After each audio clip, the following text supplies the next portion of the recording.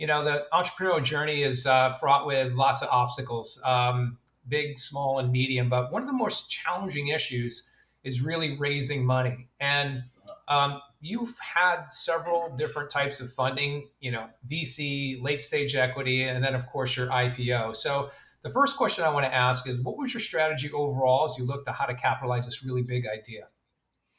So, and you have so much experience in this, this will sound extremely familiar. So, I started first with my own money and went through that, and then friends and family, and then I sent a note out. I think it was October of 2010. That had Tesla wasn't a big deal at that point, at least not in the circles I was in, and so um, I said, I think I touted it Prius for the plate. And I sent it to all these different venture firms, right? And I said, we have this technology, we can do this, and it's really important to focus on this. And I got a couple of good responses, but it wasn't until um, Time Magazine ran an article, and this is a great story about Midwestern values. And we didn't know what we want. We didn't want to publish a patent on the technology because we didn't want it to be reverse engineered essentially. And I have that concern about patents in food anyway. And so we're still sort of struggling with what to do. We had a handshake, myself, Dr. Fu Hong Shea, and Harold Huff, the two gentlemen at Missouri.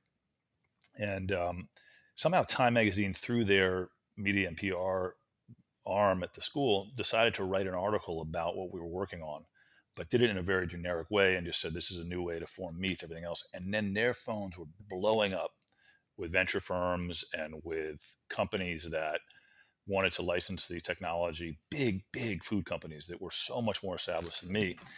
And and they just said, know what, we already got our guy.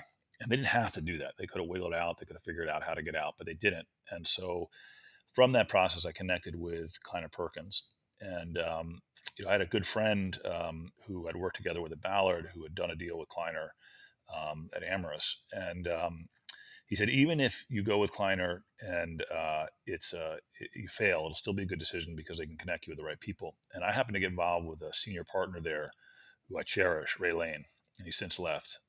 He started Great Point Ventures, but he was absolutely instrumental in this journey. And a junior partner, Mulder Sponde, and they really, made the connections they said they were going to make, and so we were able to then go from there to raising money from Gates and from Biz Stone and Twitter guys and everything. And so it was that careful decision. I turned down other venture firms to go with them, and I don't regret that. The other venture firms offered me more money for less equity, but I was really focused. And you see this in my whole strategy. You try to go align yourself with the sort of very best and marquee players. So when we go into grocery, we go into Whole Foods. You've seen me obsess over certain QSRs. I want to go with the best in class in each category, and I think that really helps your business.